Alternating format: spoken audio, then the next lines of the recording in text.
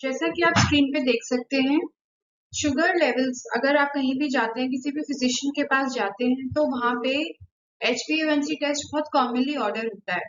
और उसका क्या मतलब है, आज हम ये समझेंगे। और report card of sugar level क्यों कहते हैं, मतलब डायबिटीज की रिपोर्ट कार्ड, किस तरीके से डायबिटीज ने आपको 3-4 महीने में इफेक्ट किया है, उसको हम HbA1c के टेस्ट द्वारा जानते हैं। जिस जिस तरीके से वीडियो आगे बढ़ती जाएगी, उससे आप मतलब पता चलता जाएगा आपको कि हाउ डस हमारा जो HbA1c, HP मतलब हीमोग्लोबिन, हीमोग्लोबिन और शुगर ऐसा क्या कॉम्बिनेशन बना रहे हैं कि ब्लड से ही शुगर के बारे में, वो भी 3 महीने की पुरानी रिपोर्ट, पुराने शुगर लेवल्स तक पता चल रहे हैं। This is not magic, this is science. So let's start. जैसा कि आप जानते हैं कि एक ब्लड के अंदर आरबीसी जो है, उसकी जो लाइफ होती है वो 120 दिन होती है। अब अगर आप 120 दिन को महीनों में कन्वर्ट करें तो कितना बैठ रहा है, 4 महीने के करीब। ठीक है, अब 4 मंथ्स तक एक आरबीसी जिंदा है। अब क्या हो रहा है, आरबीसी ब्लड में घूम रहे हैं, जो कि लाल कलर की कोशिकाएं जिनको हम कह रहे हैं। अब हमने जो खाना खाया उसमें से ग्लूकोज निकल रहा है।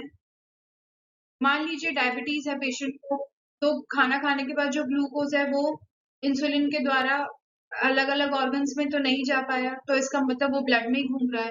अब वो जो ब्लड में घूमता हुआ ग्लूकोज है एक्स्ट्रा, या किसी जो यूटिलाइज नहीं हो पाया है, चाहे मसल्स में या ऑर्गन्स में, वो आरबीसीज के आसपास जाके चिपक जाता है। जैसे डोनट पे शुगर, आपने देखी डोनट पे शुगर चिपके हुए, उसी तरीके से ये ग्लूकोज आरबीसी के आसपास चिपक जाता है। और इस प्रक्रिया को हम कहते हैं ग्लाइकेशन।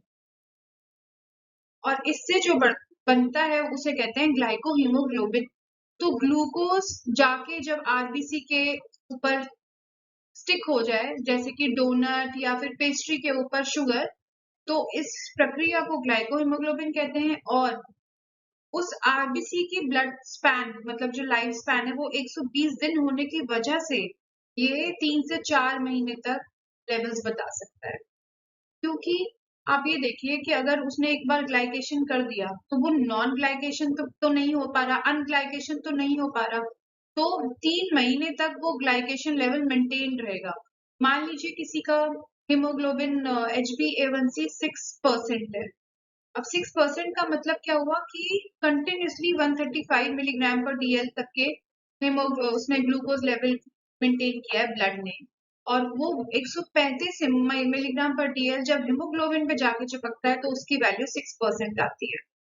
जैसे 6 पे 135, 7 पे 170, 8 पे 210, इस तरीके से रहता है। हर HbA1c पे इतनी शुगर बढ़ती चल जाती है, और हर 1% HbA1c पे 35 के करीब शुगर बढ़ती है।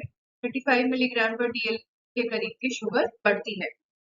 तो इसी तरीके से हम कंट्रोल, इसी HbA1c को एक मापदंड मानते हैं कि रिपोर्ट कार्ड ऑफ डायबिटीज। मान लीजिए किसी की दवाइयां बहुत अच्छी चल रही हैं, उसने लाइफस्टाइल चेंज किया है, उसका शुगर कंट्रोल हुआ है, तो उसका डेफिनेटली HbA1c कम हो जाएगा और वो 3 महीने तक कम रहेगा। तो इसलिए हमें पता चलता है कि डायबिटीज की जो दवाइयां है उसने डायबिटीज को थोड़ा इम्प्रूव किया है या नहीं। मान लीजिए 7 था HbA1c और दवाइयों के बाद भी 7 ही है, तो देर इज नो इम्प्रूवमेंट, तो डोज बढ़ानी पड़ती है। और अगर 7 था और 3 महीने बाद पेशेंट आता है with the report of 6, that means एक तो या तो दवाइयां वर्किंग, और या फिर उसने एक्सरसाइज करी है, या फिर कोई लाइफस्टाइल मॉडिफिकेशन किया है, या वेट लॉस किया है, तीनों से कुछ भी हो सकता है जिसकी वजह से ऐसा हो रहा।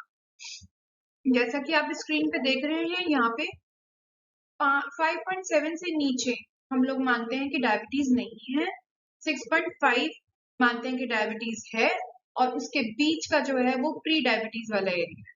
प्री डायबिटीज एरिया में बेली फैट, मतलब पेट का मोटापा, HbA1c 6.2 to 6.3, और लिपिड प्रोफाइल खराब, मतलब ट्राइग्लिसराइड, कोलेस्ट्रॉल, ये सब आपको बढ़े हुए दिखेंगे। और patient fat patient belly fat, obese कुछ भी हो सकता है। और उसकी जब लाइफस्टाइल आप पता करेंगे तो वो सेडेंट्री निकलेगी। सेडेंट्री मतलब ऑफिस में घंटों बैठे रहने वाली लाइफस्टाइल, जिसमें एक्टिविटी कम हो, जो फुट स्टेप्स हैं वो कम हो, आना जाना कम हो, उठना बैठना कम हो और बैठने का ही काम हो।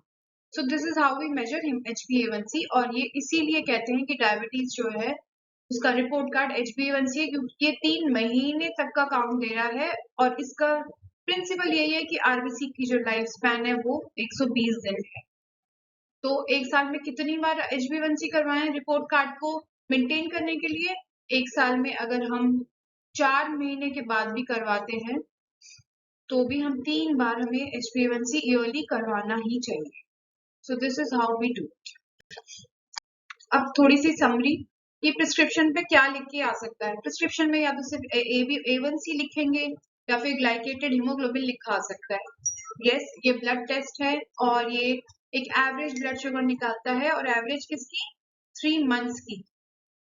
ब्लड से होता है, कोई स्पेशल प्रिपरेशन नहीं चाहिए। मान लीजिए शाम को लेना है सैंपल तो शाम को दे दीजिए, क्योंकि 3 महीने की ड्यूरेशन का टेस्ट है। तो फास्टिंग हो या शाम को हो या खाने के बाद हो, डजंट मैटर। फास्टिंग नहीं चाहिए।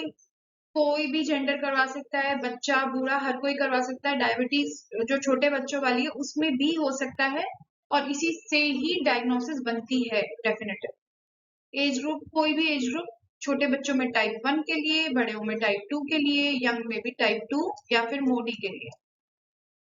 नॉर्मल वैल्यू जैसे हमने बात करी 5.7, पर आप लेस देन 6 भी याद रख सकते हैं। और अगर 6 है तो वो बॉर्डर लाइन है, जिसको हम प्री डायबिटीज की कैटेगरी में डाल देते हैं। रिपोर्ट टाइम वैसे तो 1 to 2 आवर्स है, बट क्योंकि ये सैंपल्स बैच में लगते हैं तो सेम डे का हम मान के चलते हैं। अगर कुछ अर्जेंट है तो definitely 1 to 2 hours.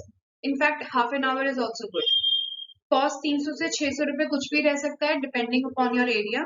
And we can offer 250 to 600 depending on the lab and the brand.